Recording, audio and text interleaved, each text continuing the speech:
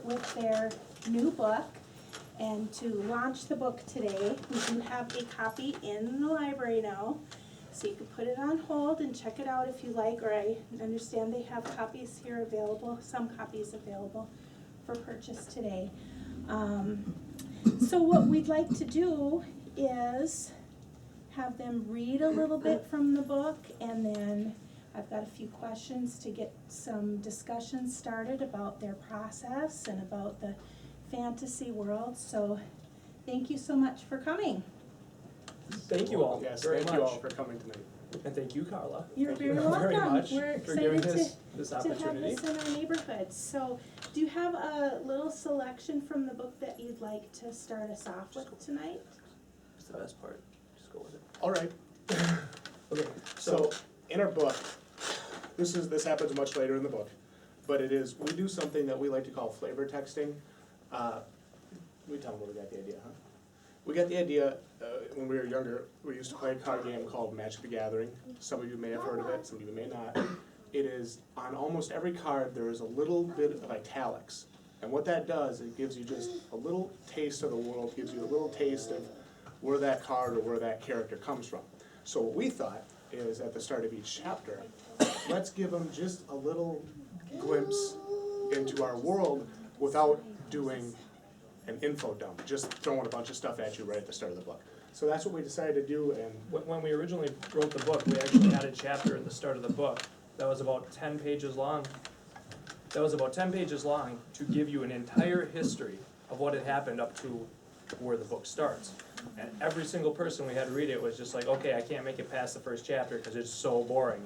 I'm like, okay, we probably need to cut this. we got some work to do. So That's where we still needed to incorporate that history into our book in some way, because things don't just happen. You know, there's a reason things are the way they are. If you throw yourself into any world, especially when you're writing a fantasy world, there is a reason things are the way they are. There is a history of events before your book starts. And we realized that, but we also realized we didn't want to bore people to tears right off the start in our book, or they would not be continuing with it when they read it. So this flavor texting is a way for us to give you character motivations, give you histories and events in little blurbs, and keep the story moving. Because one thing about our book, or that we think we accomplished very well in our book, is that we really do move the story. A lot happens in 280 pages, which is good. So what we have for you tonight is an excerpt. It's from chapter 43, much later in the book. Just west of the ironworks rises the pass, known throughout form as Broken Wing Pass, where a mighty beast sits guard, blocking all trade and communication between Meld and Form. Men say the beast towers easily over even the largest of dwellings, and is overshadowed only by Night's Run, Hale's massive castle. Men say the beast's wings span 75 feet to each side, and its claws are like daggers, daggers so finely honed as to make a forge master weep. They say the beast's teeth put the claws to shame, easily cleaving an envious tear in twain as it falls to the earth. They say its breath is hot enough to melt the strongest steel and thickest armor to a river of iron tears down a brave knight's chest. But the eyes, oh the eyes. Men tell no tales about the beast's eyes. Not the most seasoned trooper in a bright lit tap room full of good friends and strong ale. Not the bravest knight in armor brilliant, atop trusted steed on sun-dappled dale in wide open field. No man tells tales of the beast's eyes. He whispers. Whispers say that the eyes glow redder than the hottest of morning suns, redder than the freshest of blood, redder than the hottest fury of a good man wronged. Whispers say the eyes torture the soul, vanquish bravery, and haunt deep night dreams forever. Whispers say the eyes hate. The legend of Belfirinax. So here is a 5-10 sentence paragraph in our book that has introduced a character and has already set the reader up to know that that character is, you know, this is a very powerful dragon.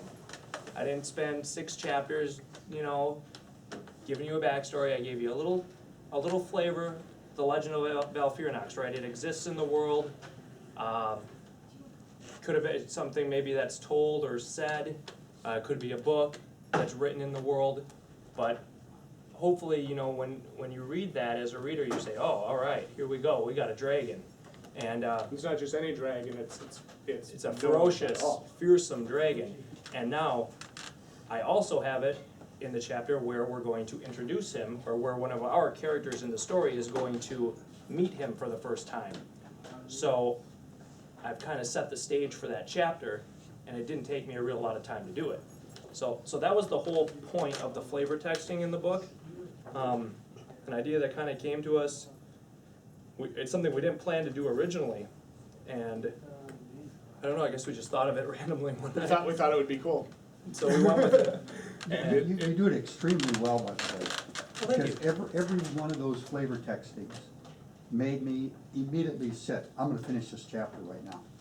I mean, that's what you want with it, and you Yep. did it very, very well on every one of them. we want you to want to read that chapter, we want you to, but we also want to set what's going to happen in the chapter. You'll also notice there's some chapters that don't have it. And the decision there was, well, this is a very action-packed part of the book. Where the chapters that don't have it are maybe more of the main battle scene in the story. We figured that was a We part didn't of want the to book. chop it up. We didn't want to detract from the importance of the battle or the confrontation. And keeping it flowing and keeping you just moving on. And you'll notice the flavor text, they set the chapter, but usually those chapters kind of could stand by themselves in a way. But when we get to the main battle, those chapters kind of run together or are meant to run together. So then there is no flavor text, because it would act more as a separator. So that was a conscious decision to leave them out of some chapters. Can you tell just a little bit, give for those who aren't really familiar with the book, just a little summary of what the book is about, who the main characters are, conflict? Our pitch for the. Should we try our pitch? Sure, Please give share them, your pitch. give them our pitch for the Breakthrough Novel Award in 34 days, 7 hours and 28 minutes. Go I ahead. don't have it. You don't have it with you? On my phone. Read it from your phone. All right, well, ask another question while I find this. So we don't just all stand here watch me search on my phone. Okay, well, I think that it's really interesting that you two collaborated together. So could you just talk a little bit about your process? It was really interesting because in the afterword, we talk about how things all started. And it all started as a NaNoWriMo, a National Novel Writing Month, November project in 2012. And it was something that I had been working on myself for probably a month, month and a half, 2 months. And I had been talking to Jared about it, and he had seen me working on it, and it was all over the place. I would have one story written, and then I got bored with it. And actually, Isaiah is a trooper, because he works with me every Friday night, and I would pitch these ideas to him and say, this is what I'm thinking, this is what I'm gonna do. Can you do me art for this book? Can you draw this scene for me? And he just stuck with me all the way through it. And to be honest with you, when you read the acknowledgments, you'll see that I thank him, because if it wasn't for him, this book would not exist. I would not have kept writing. And he pushed me to keep writing and try a new idea and try a new concept. And that evolved into something that led to a conversation with my brother and one of his friends. And after that conversation, he came into my room that night and he said, what do you all have? Actually, you can thank a lot of the terrible movies that exist in the world. Because That too. Here's my day. All right, go to work, come home, watch Netflix. All right, so Netflix is great sometimes, but there's a lot of garbage on Netflix. So if you watch enough bad movies and you can start to predict the way they're gonna go, sooner or later you're gonna get really bored. And so that was me. So it's like, well, it's either another movie, or I guess I'll go see what Justin's doing. All right, tell me your story. So, very early on in the development, the ideas were there to put this together. The ideas were phenomenal. The writing needed some help. The writing was terrible. So I thought I could probably do a pretty good job with some of the grammar. some of the pacing. And now I had somebody that could actually have the ideas. Because if you give me a beginning, a middle, and an end, I can put together the scene for you. But I can't create the beginning, middle, and end myself. So that's where Justin is very strong. He has it here, and when we first read the story, I kept asking him, why is this character fighting this character? Why is this happening? And he told me all of it. I'm like, where? Gotta flip through it. Where is it? And it wasn't in the book. And he's like, does it matter? I'm like, well, I don't know. The reader's gonna wanna know why they're fighting, why you have a battle, why these characters like each other, don't like each other, why they're in the Night Guard, not in the Night Guard. You know, it's the same thing in real life. You have to create characters in a book people care about and want to see either succeed or fail. And that was our number one thing. At the end of the day, when you read the book, I want you to be angry at some parts, I want you to be happy at some parts, I want you to cry, I want you to laugh, I want you to throw it across the room in anger, and then I want you to run over there and pick it up again so you can find out what happens. So if I've sent you through an emotional roller coaster, then I've done my job, okay? So that was our biggest thing when we wrote the book. Are our characters people That that you can get behind. you would get behind and support? Or are the evil characters people you would hate and want to see defeated? And that's the guiding principle behind the entire story. And that's where I was able to say, okay, there's absolutely no way this would happen in the book without other events. And that's also one of the largest challenges with writing the book, is to make sure you have those events And motivations. and motivations And everything lines up and stays together. It was. that are it was- consistent. Yeah, it was a very challenging process. Do you have the pen? Oh no, did it just force close on you? Did the app just fail to open? Jeez. Technology, never rely on technology. Alright, so let me make this point.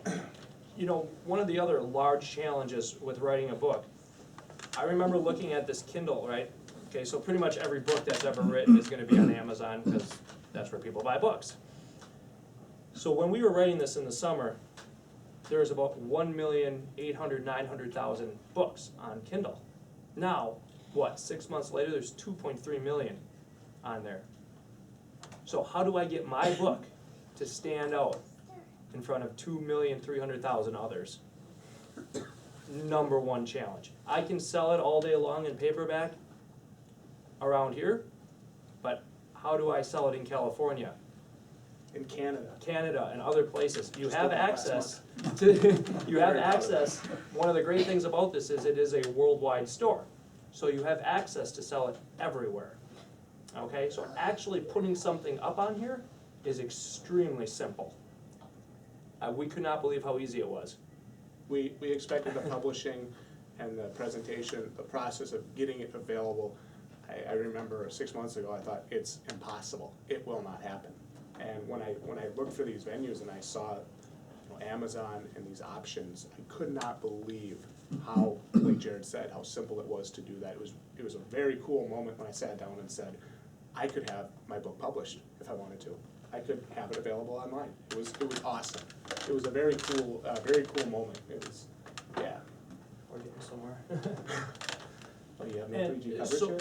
so you have a worldwide store, but how do you get a worldwide audience?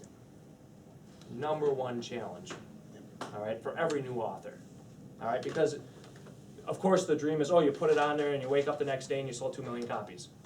Probably not gonna happen, let's be honest about it. Probably not gonna happen, because what that also allows is you can put anything you want on there. It doesn't have to be well edited, it doesn't have to be well written, it doesn't have to be interesting, useful, it can be whatever. All right, 2,300,000 things on there. All right, is every one of those A+ material? I don't know. So there was a little bit of a stigma about being a self-published author as well. You know, what's gonna get that reader to trust that your creation is worth their $3 or whatever it is? Extremely difficult to break through 2 million other options. It is a challenge. But, so anyway, what you'll see on the store, this is a pitch that we're going to use to promote the book on the store, to put it into, the National Novel, Well, it's a breakthrough novel. Breakthrough Novel Award. Which, so, you know, if you win something like that, of course, then you get all the attention in the world. But of course, that's only 1 out of 10,000 apparently entries. So, you know, chances aren't phenomenal, but it's better than winning the Powerball, I guess. Long ago in a land of swords and sorcery, legendary knight Jareth Sanctus struck a killing blow to defeat the evil necromancer Gast, end the Great War, and usher in 2 decades of peace and prosperity to the city of Hale. Now Jareth's son, Lawrence, stands ready like his father before him to join the Knights of Hale, the land's staunchest defenders. But even the fabled Night Guard cannot defend against a sequence of carefully plotted events that threatens to destroy their homeland. Far to the north, beyond the frozen mountains, a long, dormant evil slumbers, patiently awaiting the day its master would summon it to consume Hale and destroy the Halian Guard. But to the south, hidden somewhere in an endless forest, hope for the salvation of Hale may still remain. The reclusive sorcerers who inhabit the magical Everglen could hold the power to save the city. That is, if they can first survive the wrath of a powerful dark sorcerer who has returned from exile to destroy them all. Can Lawrence Sanctus follow in his father's footsteps to become a great knight of Hale? Will he have the courage to recruit new allies and save his homeland from a corrupted knight who leads this powerful evil? Or will he fail and watch hopelessly as Hale falls to the clutches of darkness forever? So, when we write a pitch, of course, we want to leave the reader wondering. Main point of it, you think of yourself in a bookstore, you can pick up a book off the shelf. First thing you do, flip to the back. So when you read the back of the book, I've got to get you to open to the first page. Because a lot of them don't. Put it back on the shelf, next. So hopefully that pitch right there, somebody reads that, they've got it. Now, of course, when they're on the digital store, I got to get them to get the sample. All right, so then once they get the sample, hopefully they're intrigued enough by the sample that they're going to want to make the purchase. So that's kind of the thought behind it. Everything that we write on the store in the sample gets you to do the next step, which ultimately will hopefully lead to a purchase. Because that's the only way we get paid for 1,000 hours of effort. But, So, can you just tell us about the title of your book and how you decided on that? It is that there are actually 3 main characters, right, in the story that you follow, or? Should we tell them came up with the main title for the series first? Real quick, just before, because that is correct. That is the main, the title of the book itself is The Trinity of Heroes. But for the series, the I Will Protect You saga, where we came up with that, my original concept that I wrote way back in November of 2012 was called I Will Protect You. And it was a 3-generation, 103, 105 page, basically, list of generally well thought out ideas. That's basically what it comes down to. So I told Jared, I said, well, let's keep that, let's call it the I Will Protect You saga. And then we moved, what are we gonna call the book? The title of the series was originally The Trinity of Heroes. But we decided that wasn't an appropriate. we didn't want to go with that as the title for the series, because then we felt like every single book had to revolve around a combination of 3. Yeah. Okay? If we use The Trinity of Heroes as the series title, it forced us to write the books a certain way almost. And we didn't want to have 3 heroes or 3 villains or 3 whatevers in every single book. And we thought that would create confusion. So that's why we call it I Will Protect You as a series title, and then we can do whatever we want with the actual title of the book for the most part. And we thought it would work out better long term. And we discussed it, and we decided that for the title of the book itself, The Trinity of Heroes happened to work perfectly. for this book. For Did you have this. 3 heroes? Yep. Yeah. So can you tell a little bit about when you're writing fantasy or you're doing the fantasy genre, you know, you're creating a world that may involve magic or technology or all kinds of different things. And, you know, how did you go about creating the world for the story? Did you do any research? You know, how did you get your ideas? Can I tell them the truth? I sat in my room with my head in my hands a lot. That is the honest truth.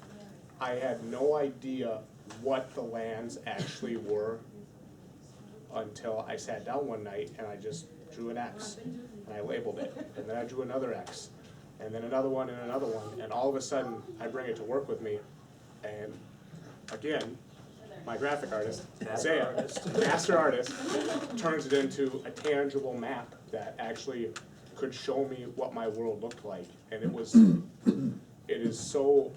very difficult to create that world from scratch. That was a huge challenge, because where are the rivers, where are the streams, where is an ocean, where is this huge forest that never ends, that people can't find their way out of apparently, and it was it was all over the place.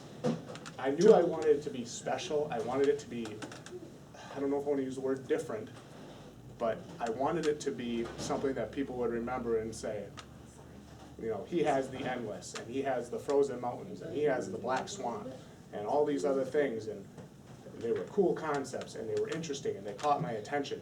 That's what I wanted. I wanted to build that world that when you started reading, you said, okay, this is a fantasy world. This is built, this is structured, this has rules. You know, people can't just go here. There are things preventing them from doing these things, and that was the huge challenge. There were nights where I'd sit in my room for 2-3 hours at a time and just think about it. What are we gonna do? And I would get so excited, I'd go running into Jared's room and I'd say, bro, I came up with a great idea. This is what we gotta do. It's a terrible idea. So I go back to my room and I'd sit down, and 15 minutes later, okay, this is what we're gonna do. Okay, it's a pretty good idea. So, and then we would work with it, and it was awesome. It was cool, but there are some serious challenges to it. You know, One of the things I always, whenever Justin would come with an idea, I'd always say, okay, first thing that will go through my mind, why won't this work? All right? Because you always want it to work right away, and you want to just keep moving with the story, which is the fun part. Writing is the fun part.